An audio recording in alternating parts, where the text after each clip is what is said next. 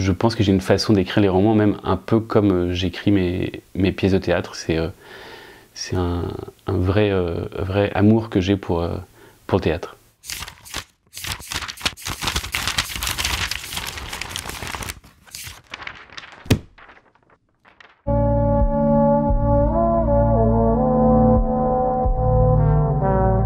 Bollorène, c'est le nom de mon personnage principal récurrent, Hugo Bollorène. C'est un personnage un peu bizarre qui a quelques particularités. La première, il adore la bière. La deuxième, comme il a arrêté de fumer, il a tout le temps avec lui un étui à cigarettes rempli de chocolat. C'est sa façon de lutter contre l'addiction. Et après, du côté enquête, il est aussi un peu spécial. D'abord, il ne sait pas mentir, donc il dit tout le temps la vérité, ce qui n'est pas hyper pratique pour un policier. Et il fonctionne à la bille, c'est-à-dire qu'il a une bille intérieure, qui visualise et qui se promène dans son esprit. Et c'est que quand elle fait ding, c'est-à-dire qu'elle tape sur une espèce de gong intérieur, qu'il a enfin des réponses. Donc il est un peu étrange, un peu mélancolique aussi. Et il s'appelle Hugo Bollorène, parce que Hugo Bollorène, c'est un anagramme de deux mots, je vous laisserai les trouver, qui ont un lien en rapport avec un des traits de sa personnalité. Cadre. Le cadre, c'est un peu ce qui est le plus important presque quand j'écris les romans.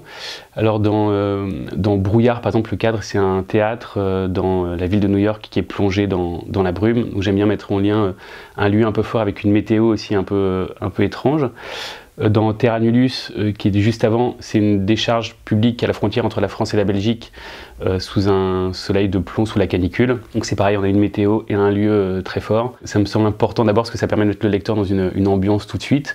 Et puis moi, ça m'aide, quand je commence à écrire, j'ai besoin d'avoir ce cadre extrêmement fort pour attaquer l'écriture. Et c'est seulement une fois que j'ai ce cadre que je fonce. Théâtre. C'est à la fois le cadre de mon dernier roman Brouillard. Tout se passe donc dans un théâtre à Broadway, dans le quartier des théâtres de New York. Et le théâtre, c'est aussi une place assez importante dans ma vie.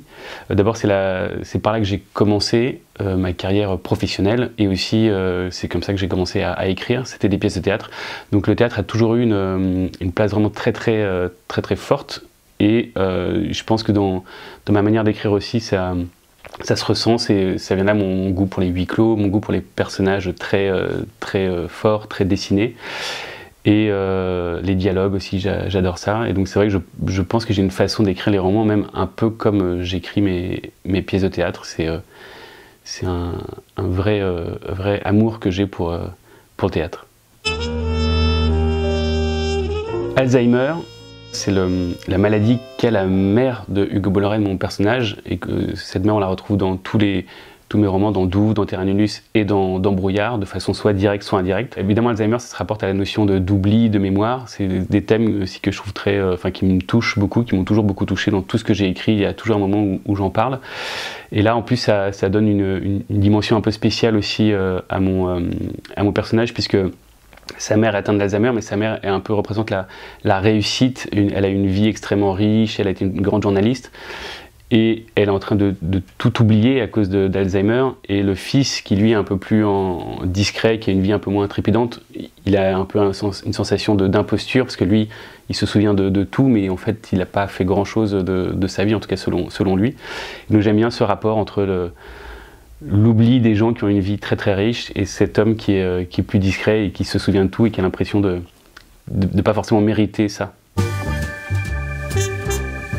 Personnage, j'aime bien les personnages bien forts, bien marqués. J'ai toujours adoré que ce soit dans mes lectures ou même dans la vie, les personnes qui sont très légèrement en dehors du cadre, c'est-à-dire pas des marginaux ou des rebelles, mais des gens qui aimeraient rentrer un peu dans les lignes, mais qui n'y arrivent pas parce qu'ils ont une personnalité, un trait spécial. Donc c'est vrai que j'aime bien utiliser des personnages comme ça. Dans Brouillard, on a par exemple un aveugle éclairagiste dans un théâtre. On a un trisomique qui est l'accessoiriste en chef du théâtre et qui est quelqu'un d'assez autoritaire. Dans Terra Nullius, on a une chef du camp des laissés pour compte qui est en fait quelqu'un de pauvre et qui a une vie un peu misérable dans sa vie à Lille et qui, quand elle arrive dans cette décharge, a tout de suite beaucoup plus d'importance. Voilà, donc c'est comment ces gens qui sont tous un peu fêlés, dans les deux sens du terme, fêlés un peu fous et fêlés avec des fêlures, comment ils arrivent à à s'adapter à la vie. Et voilà, c'est une thématique que j'aime beaucoup.